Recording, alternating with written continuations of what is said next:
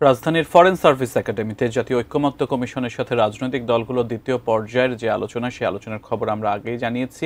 ঠিক এই মুহূর্তে সেখানে আছেন সহকর্মী মহসিন কবির। সবশেষ খবর আমরা তার কাছ থেকে জানবো।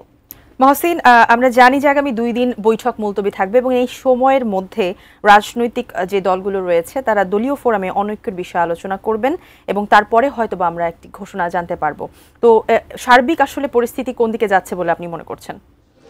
শিমু, কিছুক্ষণ আগে ঐক্যমত্য কমিশনের যে বৈঠক, সেই বৈঠক শেষ হয়েছে 5:30টার দিকে এবং ঐক্যমত্য কমিশনের সহসভাপতি অধ্যাপক আলী রিয়াজ তিনি কথা বলেছেন। তিনি বলেছেন যে দলগুলোর সঙ্গে যে আলোচনা চলছে বিভিন্ন বিষয় নিয়ে, সেই বিষয় নিয়ে তারা আলোচনার অগ্রগতি হয়েছে এবং আজকে একটি বিষয় নিয়ে যদিও সিদ্ধান্ত হয়নি, তবে অধিকাংশ দল একটি মতামতে পৌঁছেছে যে প্রধানমন্ত্রী একজন ব্যক্তি সর্বোচ্চ কত মেয়াদে প্রধানমন্ত্রী থাকতে পারবেন সেটি নিয়ে আলোচনা ছিল এবং সেটি নিয়ে বেশ ডিবেট হয়েছে, এর আগেও কথা হয়েছে। তবে আজকে এই বিষয়টি নিয়ে দীর্ঘ আলোচনা হয়েছে সকাল থেকে এবং বেশিরভাগ রাজনৈতিক দল যে মতামত দিয়েছে যে RICL TMX যুগের পর যুগ স্থাপনা থাকে মজবুত।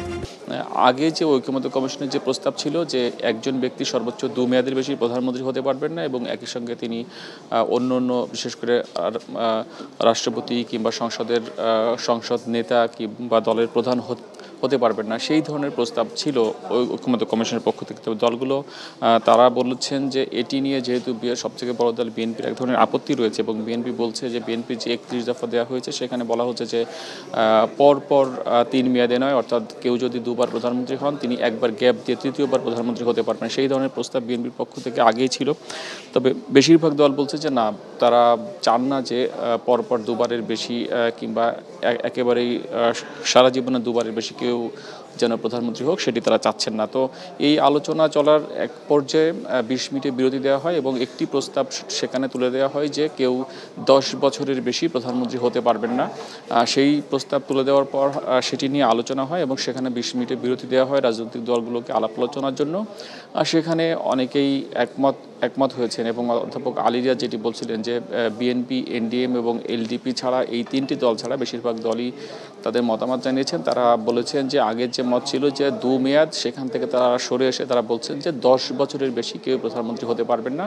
সেই ধরনের মতামতের সঙ্গে বেশিরভাগ দল একমত হয়েছেন। তবে বিএনপি বলছে যে বিএনপির স্থায়ী কমিটির সদস্য সালাউদ্দিন আহমেদ তিনি কিছুক্ষণ আগে সংবাদ সম্মেলন করেছেন এবং তিনি বলেছেন যে তিনিও এই যে প্রস্তাব যে কত বছর একজন ব্যক্তি সর্বোচ্চ প্রধানমন্ত্রী থাকতে পারবেন সেই বিষয়ে তিনি তার দলের সঙ্গে আলোচনা করে তিনি পরবর্তী যে বুধবারে যে বৈঠক হবে সেই বৈঠকে সিদ্ধান্ত নেবেন। আরেকটি বিষয় জানেন যে রাষ্ট্র এবং সংবিধানের মূলনীতি নিয়ে আলোচনা চলছিল, সেখানে বিভিন্ন দল কিন্তু বিভিন্ন ধরনের বক্তব্য দিয়েছে। এই বিষয়টিতে ঐক্যমত্য হয়নি এবং এক এক দল এক এক রকম বলেছেন। যেমন বামপন্থী দলগুলো বলেছেন যে 72-এর যে সংবিধানের যে মূলনীতি ছিল সেটি তারা ফিরিয়ে আনার কথা বলছেন। বিএনপি, জামাত, এনসিপি তারা বলছেন যে 5ম সংশোধনীর যে ধরনের মূলনীতি ছিল সেটি সেই ধরনের যে মূলনীতি সেটির কথা বলছেন এবং এখন যে প্রস্তাব করা হয়েছে সাম্য, সামাজিক সুবিচার, সামাজিক ন্যায় বিচার এবং গণতন্ত্র, যে 4টি বিষয় প্রস্তাব করা হয়েছে, সেই প্রস্তাবের সঙ্গে বিএনপি বলছে যে তারা এর সঙ্গে আল্লাহর উপর আস্থা এবং বিশ্বাস এই বিষয়টিও তারা যদি ম্যান্ডেট পায় তাহলে তারা করবে। তবে এটি নিয়ে বেশ আলোচনা হয়েছে, তবে কোনো সিদ্ধান্ত হয়নি। তো কিছুক্ষণ আগে বৈঠক শেষ হয়েছে। আগামী বুধবার আবারও তারা বৈঠকে বসবে। তখন যে বিষয়গুলোতে এখনও পর্যন্ত মীমাংসা হয়নি কিংবা ঐক্যমত্যে পৌঁছানো যায়নি সেই সব বিষয়গুলো নিয়ে তখন আলোচনা হবে। শিমু।